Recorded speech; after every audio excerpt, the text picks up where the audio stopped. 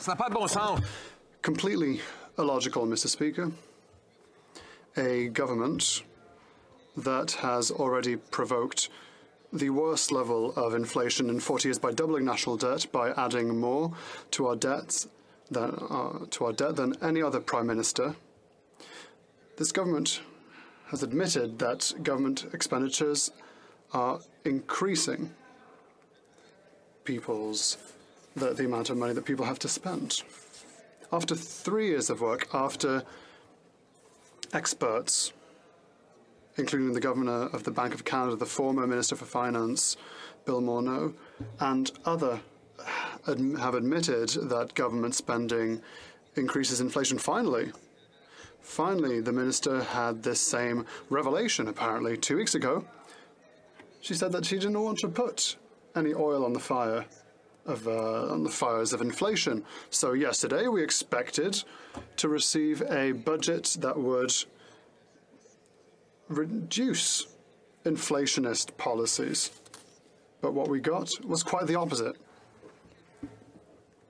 In amongst the 4 promises made by the Liberals, they've shattered them all. They said that the debt-to-GDP ratio would go down every single year, but it's going up. Deficits would go down. They're going up. That debt adding during the pandemic would be reimbursed. It's not reimbursed, it's just going up. And finally, they promised that we would have a balanced budget by 2027, and now they admit that they will never have a balanced budget. Now, Mr. Speaker, we recognize that the government cannot give anything more than what they've already taken from someone. The government has no money, and so every single dollar spent by the state needs to be paid by Canadians. There are 3 ways to pay for one's expenditures. First of all, with inflation, with raising debts, and 3, through taxes. And this government has chosen all 3 of these paths. Now, I would like to share some statistics, some stupefying statistics with regards to this government's spending. I would like to thank the Shadow Minister for Industry, the member for South Shore St. Margaret's, for these facts. The accumulated expenditures in the next 5 years will be at $3.1 trillion over the next 5 years. That's a record. No, not billion, not billion. In French, milliard is a billion. We have a problem here. Yeah. There isn't actually a word for trillion in the French language. It doesn't actually exist. This government's debt is so big it violates the Official Languages Act, Mr. Speaker.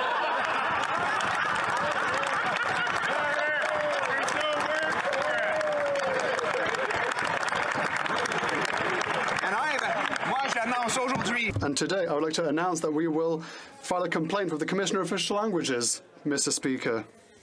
But the reality is 3,000 billion, 3 trillion. But to my Francophone friends, it's 3,000 billion. That's bigger than the annual economy of this country, Mr. Speaker. Second fact. If these numbers are to be believed, and, well, we never believe in the government's numbers, but even if we were to believe in them, and if they don't increase expenditures by the end of their term, projected deficits will increase our national debt to another $130 billion. Our national debt will reach a record number, $1.3 trillion. Interest on national debt will go from $44 billion today to $50 billion in 5 years. If interest rates, calculations and forecasts stay as they are. Now, the Prime Minister stated when the journalists asked him how we will pay for all this debt, he said, that's not an issue. Interest rates are low. We'll never have to pay this money back for these expenditures. That was 2 years ago. few years ago, he said that interest rates would be very low. They would remain very low. What do we have now? Interest rates on national debts have doubled. We now spend twice as much than our national defense budget on interest on national debt. This is ridiculous. We're spending about the same on interest than we're spending on health transfers. These interests are a threat to our capacity as a government to provide services to all and everyday Canadians. $3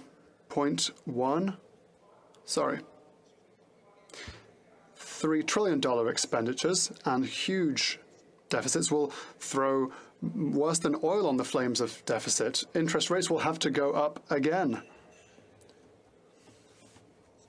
In the last year of our Conservative government, program expenditures were at $280 billion. Now, program expenditures are at $556 billion. That's an increase of 63%. If numbers are to be believed, expenditures will balloon to $543 billion. That's an increase of almost 100% as compared to $280 billion. Are Canadians now getting twice as much service when it comes to healthcare, when it comes to public safety, when it comes to quality of life here in Canada? No. And that's the point. The Liberals judge their success based on how much they can become expensive and how much they spend. Imagine a restaurant, okay? You walk in and they say, well, the food is absolutely terrible. The service is almost non-existent. The atmosphere is pretty terrible, but it costs you $500 to eat there, so it must be the best in the town. That's Liberal logic. And I wonder why criminality has gone up by 32%. The Prime Minister says, well, victims of crime, don't worry, there's no problem. I'm spending a lot. I'm throwing dollars everywhere for public safety. What about weapons being smuggled in? They're saying, well, that's not an issue because we've spent a record amount to protect our borders. Now, Mr. Speaker, this is unacceptable. Failure is unacceptable, but it's even worse to fail in such an expensive way, and that is what the government is doing right now. What we have received from these exorbitant expenditures is a country that is truly shattered. People can't feel safe on the streets anymore after an increase in crime of 32%. Street gang murders have gone up by 92%. The number of families that have to go to a food bank every single month, 1.5 million Canadians who can't even feed themselves. 1 out of 5 Canadians may have to miss out on meals because food has become so expensive. 9 out of 10 young Canadians can't even dream of one day purchasing a house in the future because of the doubling in the price of mortgages and rents. Even if the government has spent $99 billion on affordable housing, Mr. Speaker, this country is in a worse state than before. Everything is shattered.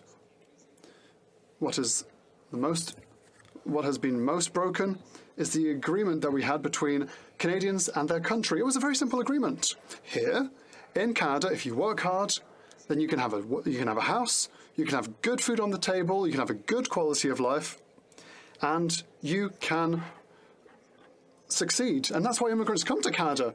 They don't come here because of the lovely weather. They come here for this contract, this agreement.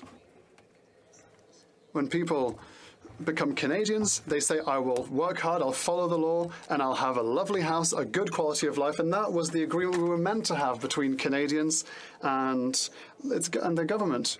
And it's a logical agreement, and that's the reason for which people chose to move to Canada. But this dream has been shattered, Mr. Speaker.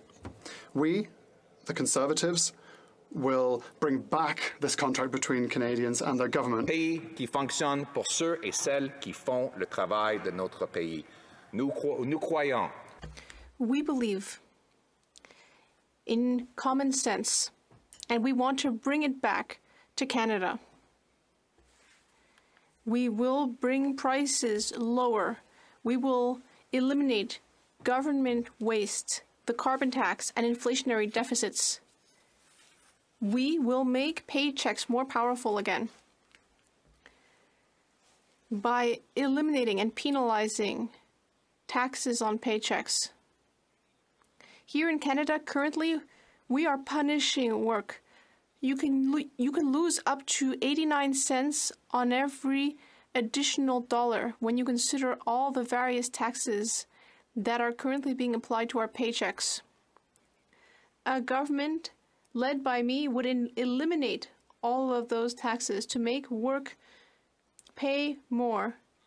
We would ensure that people can buy houses again. We would get rid of all of the unnecessary paperwork so that people can buy houses. We will make our streets safe again so that people can walk around and feel safe. By putting an end to dangerous bail conditions that this government is using so that real criminals stay in jail.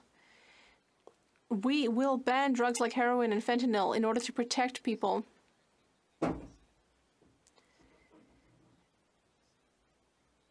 We will also stop using taxpayer money to fund drugs for people with addictions. Instead, we will fund real treatment. And we will prosecute the pharmaceutical companies that caused the crisis in the first place. We will put an end to the cycle of addiction, and we will help people rebuild their lives.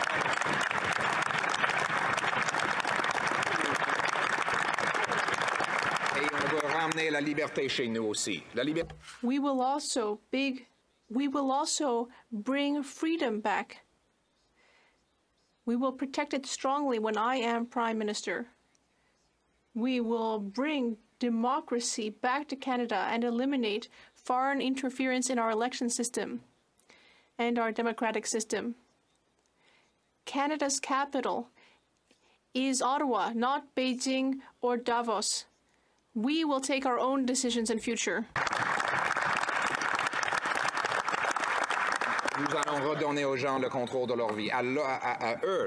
We will give people control over their own lives again.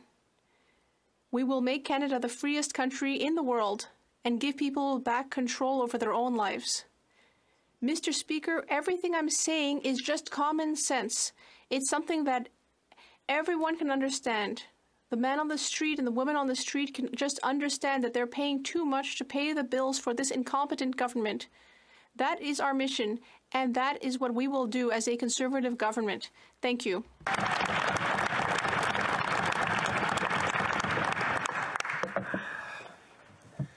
The government can't give you anything it hasn't taken away. They have no money over there. All the money they spend belongs to other people. Yes. There's only 3 ways that they can extract it. And they do it by taxing, by borrowing, or by inflating. This government has done all 3. It's incredible. The finance minister admitted just weeks ago that deficit spending leads to inflation. It pours fuel on the inflationary fire. This was an admission that was a long time coming. I have to admit, I was waiting anxiously. It only took her 3 years after I started warning her about that. You did. Slowly but surely, a group of random liberals started to agree with me. First, yes. It was the governor of the Bank of Canada, who had originally predicted deflation would result from his money printing. He came around to the view that inflation is caused by government deficits and money printing. Then, it was a former Liberal Deputy Prime Minister, John Manley, said all this spending is going to drive up the cost of living. And then it was another random Liberal, Bill Morneau, the former Finance Minister, Bill Morneau, who's become Bill No More, who said that we would have inflation as a result of all of this spending. And then finally, the Finance Minister we have now came out and said, spending money we don't have drives up the cost of living. It was a wonderful epiphany. And we thought that weeks later, it would translate into a budget that would show responsibility with the people's money. But instead, after they doubled the national debt, adding more debt than all previous prime ministers combined, they decided to dig even deeper. Let me share some of the astounding facts that my shadow Minister of Industry has dug up about this government's financial plan. The budget sets cumulative spending for the next 5 years at a record $3.1 trillion. That is bigger than the entire GDP of Canada. If these numbers are to be believed, and remember, you can't believe almost anything they project, and if they don't add more spending, they admit that they plan to add another $130 billion to our debt. The debt will rise to $1.3 trillion. Interest on the national debt is this year $44 billion, rising to $50 billion under this fiscal plan. To put that in perspective, they have literally doubled the amount that Canadians have to spend on bankers and bondholders since the Prime Minister promised that interest rates would stay low and there would be no cost to all this debt. We now spend more on interest for debt than we spend on our military, more than we spend on child care benefits, more than we spend on transfers for education and social services to the provinces, almost as much as we spend on health care. So instead of giving the money to soldiers and nurses, this Prime Minister gives it to wealthy bondholders and bankers. Yep. Exactly the opposite of what he promised. They're promising, Mr. Speaker, they're admitting that the spending this year will be a staggering $456 billion. This is an increase of 63% since the Prime Minister took office just 8 years ago, almost a 10% year-over-year annual increase in spending. And if you believe their projections, spending is set to rise to over $500 billion over the life of this 5-year plan we have before us. That will mean they will have literally doubled government spending. Doubled it. What is twice as good in Canada today? Can you think of anything? Exactly. Are our streets twice as safe? No. Wow, you just have to look around you this week to get an answer to that question, where a father stabbed to death in broad daylight at a Starbucks in front of his kids for asking someone not to blow smoke from a vaping instrument into his children's face. A 16-year-old stabbed to death on the Toronto transit system by someone who had multiple prior criminal offenses. 2 young people have been stabbed, one of them killed on Calgary's transit in the last 36 hours from the time I stand and give this speech here today. Violent crime has increased by 32%. Gang killings have gone up by 92% under this government. So we haven't got twice as safe streets under this twice as costly government. We got twice as affordable housing? No, exactly the opposite. In fact, the average mortgage payment has doubled. The average rent has doubled. The average required down payment to get into your home has doubled. We haven't got better health care. The time it takes to get treatment has gone up to 26 weeks, which is double again what it was when this Prime Minister took office. So what are we getting for all of this money? Every time we stand up and highlight problems that are raging out of control in this broken country of ours, the Prime Minister stands and defends himself by bragging how much money he spent. It's incredible. It's like saying, you know, he got a car. It breaks down on the road. The air conditioning doesn't work. One of the windows was broken when he drove it off of the dealership. But don't worry, he paid $200,000 for it, so it must be a terrific car. That's how Liberals judge success, by how expensive they could be. They have no common sense. The average single mother would do a far better job of managing this budget than this Prime Minister does, because she understands budgets don't balance themselves.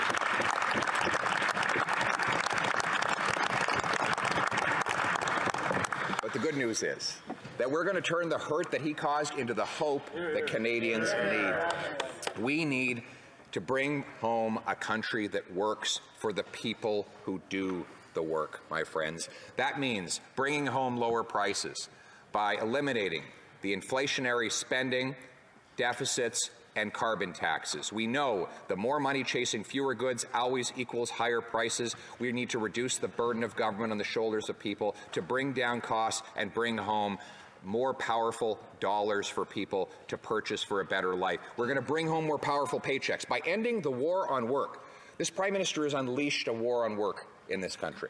You know, at some income levels, when you earn an extra dollar, you lose as much as 89 cents in income tax, payroll tax, and clawbacks of benefits that governments give out. We wonder why people don't want to work. We wonder why we have a labor shortage. If you tax labor, you get less labor. We have become a country that does not reward good and does not punish bad.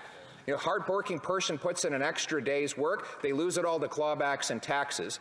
A criminal goes out in the streets and commits a violent crime, they pay no penalty. We don't differentiate between good behavior and bad behavior, and that's why we see everything coming crashing down across the country and in the lives of everyday Canadians. We need to reward the good work of the hard people who work hard, pay their taxes, and play by the rules. And that's why a Conservative government will reform our tax and clawback system to make work pay so that people can once again bring home powerful paychecks in this country.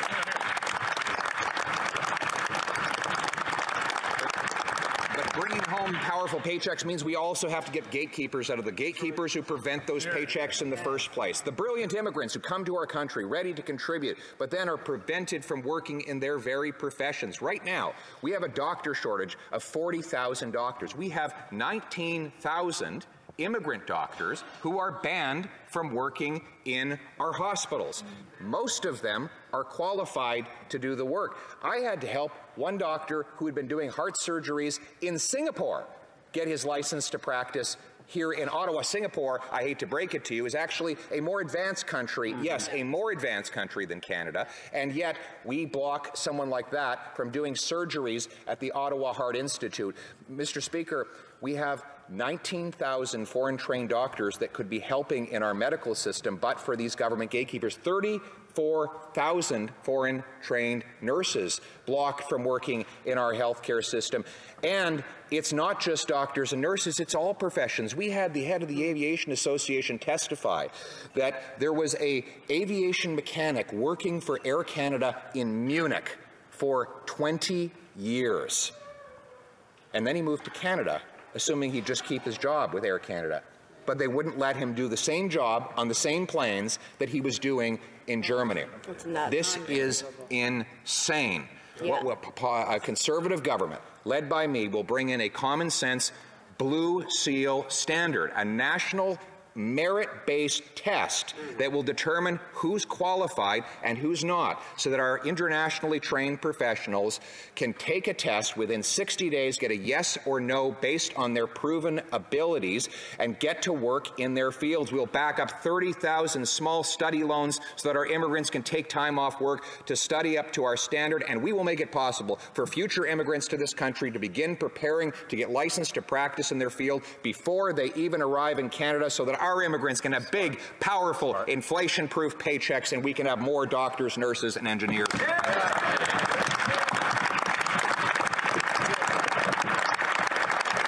Bringing home powerful paychecks means getting the gatekeepers out of the way of our resource sector. We have the sixth biggest supply of lithium on planet Earth. This government now wants to spend $80 billion on subsidies for so-called green businesses. Well, wouldn't it be nice if we could actually harvest the lithium we have in this country and put that lithium in the batteries of the future, rather than relying on slave camps in other parts of the world and dictatorial parts of the world, or relying on China to refine 60% of all the lithium that comes to surface? Do you know how much lithium that we mined in Canada after 6 years of this Prime Minister in 2021? Zero, not a nothing, not even a tablespoon of this stuff. Why? Because by this government's own admission, it takes up to 25 years to get a mine approved in this country. No wonder every other country in the world is leaving us in the past. We're also, we could be shipping our natural gas overseas. There were 15 proposed natural gas liquefaction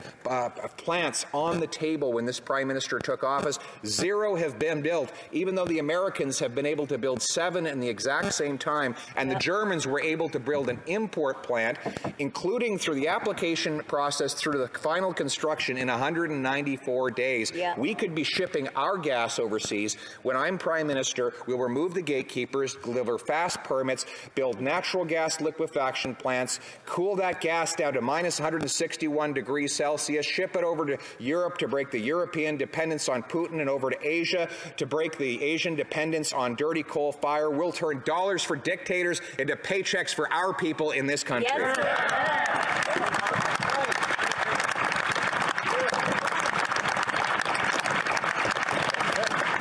And we're going to bring homes that people can afford again. It's hard to believe that housing was cheap in this country 8 years ago before this Prime Minister. You could buy the average home for $450,000. $450,000 were all it costs. The average mortgage payment was a reasonable $1,400. The average rent for a two-bedroom apartment in Canada's 10 biggest cities was $1,100. What is it now?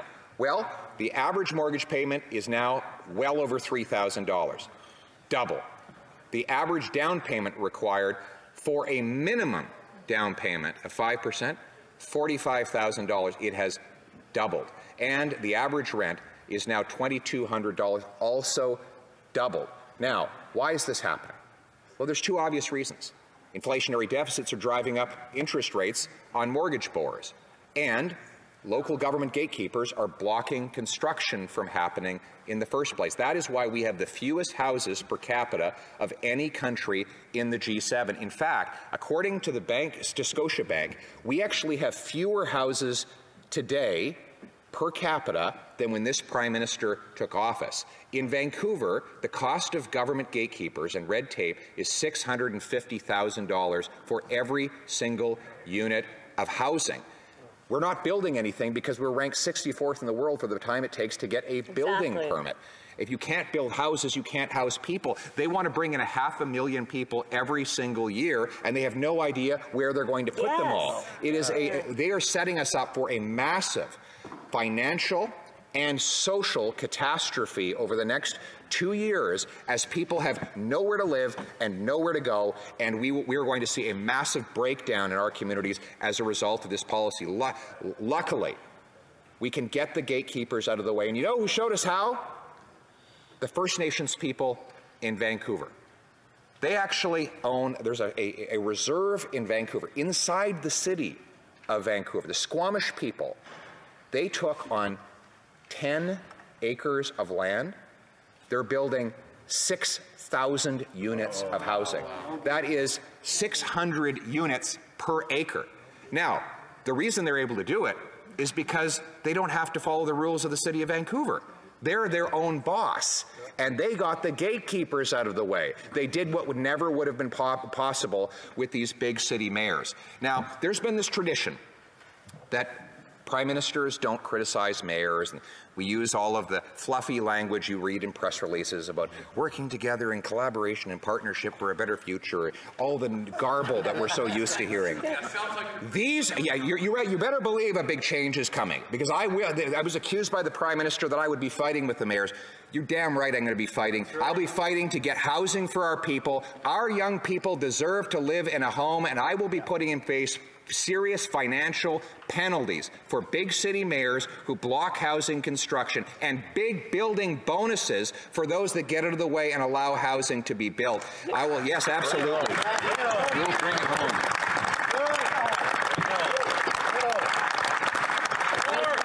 We will not be shoveling. Their solution is to shovel another $4 billion into municipal bureaucracy so that there are even more gatekeepers to block construction. My view is very simple. I will pay for results. Their infrastructure budget from the federal government will be based on the number of keys indoors. The houses will have to be finished, and there will have to be people moving in for every dollar they want to get in federal infrastructure money. I will require every federally funded transit station have high-density apartments built around and over top. Why is it that Hong Kong has the only profitable transit system on planet Earth? They sell the air rights right over the stations so that people live right on top of the transit, and that is the most effective way to do it. But in Canada, because of the gatekeepers and the rich leafy neighborhoods filled with champagne socialists, don't want anybody else living in the neighborhood, and want the transit station all to themselves. That's not going to happen anymore. If I'm going to fund transit stations, I'm going to require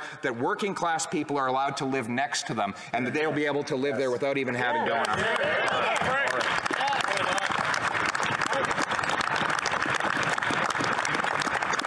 And we've got these big ugly buildings.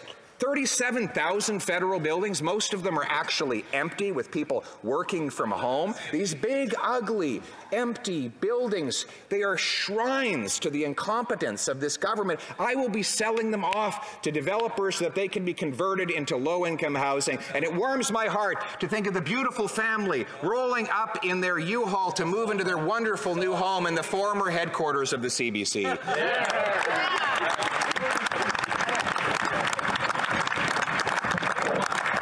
And we're going to honor the trades. We need tradespeople who can actually build stuff again. So we're going to make sure, unlike liberals who turn their nose up at working class tradespeople, we're going to make sure that trades and apprenticeships get the same support from government that universities and professionals do. We're going to accelerate bringing in more tradespeople from abroad, and we're going to make sure that young people are told that working in the trades is every bit as honorable and prestigious as working in a profession. Our tradespeople are the backbone of this nation.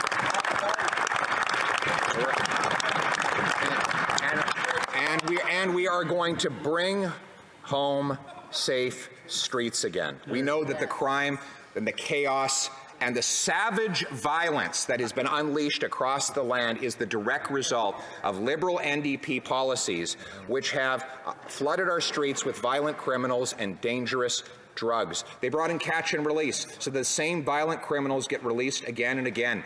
You know, the same 40 people were arrested 6,000 times in Vancouver in 1 year. That's 150 arrests per person per year as a direct result of the Prime Minister's bail reform.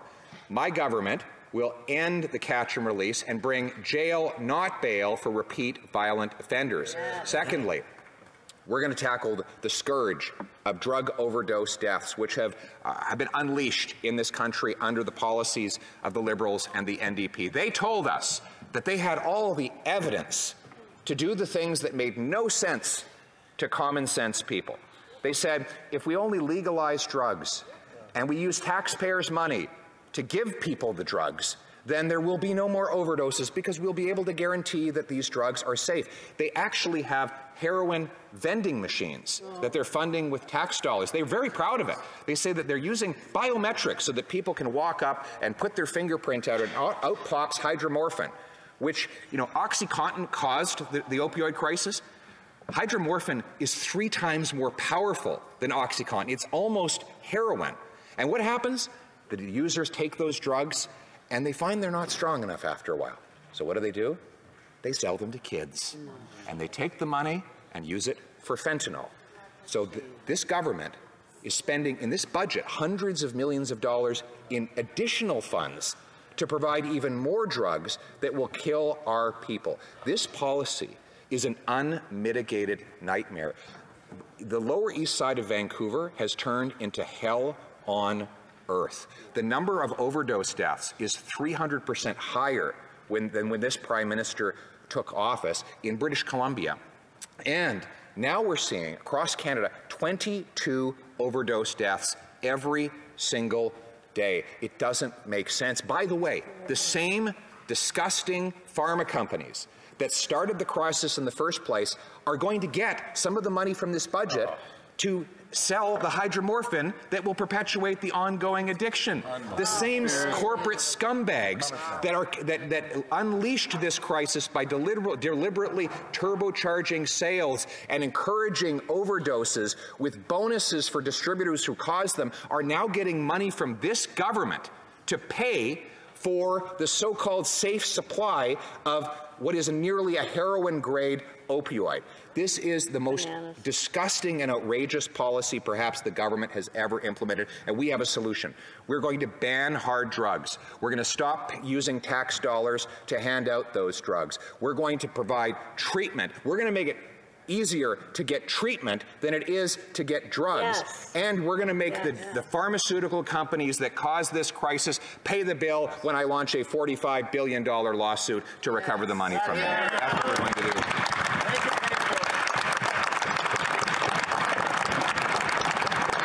We're going to bring home our brothers, sisters, friends, and neighbors drug-free. We're going to restore the hope that anything is possible in this country for them, that there is always a chance at redemption, that anybody can turn their lives around. We have seen what treatment can do. The countless stories that I have heard when I go across the country. I met a nurse in Timmins who she was a nurse, had been a nurse, until she got hooked on opioids in the hospital, lost her job, lost her family, ended up on the street, but went and got treatment and recovery, and now she's got a job as a waitress, she's got her daughter back, she's got her dignity back, she's got her life back, and there are going to be many more stories like that when we bring home our friends and families. And we're going to bring home our freedom. Oh, yeah. We're going to bring home our freedom to this country, Mr. Speaker. The more government we have, the less freedom remains. This big, powerful government forgets its core responsibility. First and foremost is our national defense. We're going to bring the dollars out of the back office into the front line. Stop wasting defense dollars on big corporate procurement screw-ups, and make sure the money goes into the soldiers, into the hands, and to the support of our soldiers, sailors, and airmen. We're going to end the woke culture that is driving our young people away from the military and restore pride in our armed forces again. We're going to, yes, we're going to bring home our freedom. Means bringing back democratic decision-making to this country by fighting against foreign interference, including by introducing a foreign interference registry and stopping foreign governments from interfering in our elections. Our capital is Ottawa. It is not Beijing. It is not Davos. And by the way, I will be banning every single minister in my government from any involvement in the World Economic Forum.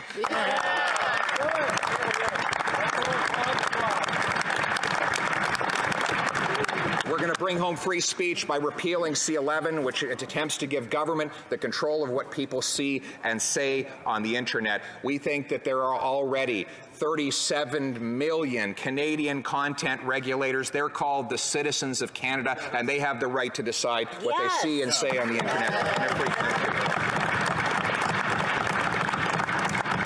You know, I pointed out earlier that we had a deal in this country that if you work hard, you get a good living and a good life. A deal that, like everything else in liberal Canada, is broken. But it's not the first deal that has ever happened in the history of our democracy. No, the first deal was over 800 years ago, when a spoiled, power-hungry inheritor of the crown, King John, who'd taken the crown from his father. Does that remind you of anyone? And was overtaxing his people. He was taking away their freedoms, arresting without charge, confiscating without compensation, violating all the rules that we now take for granted. But the commoners forced him to the fields of Runnymede and required that he sign the deal, the Magna Carta, the Great Charter, which for the first time brought liberty under the law and made what is now called the state a servant and not a master of the people. That is our purpose here as well. We understand on this side of the House that we are servants. We are not masters. This is the House of Commons, the House of the common people. It is green because the first commoners met in the fields of Runnymede, which was also green. And they were the ones that harvested that field. They are the ones for whom we work. We stand for the common sense of the common people, united for our common home. Your home, my home, our home. Let's bring it home.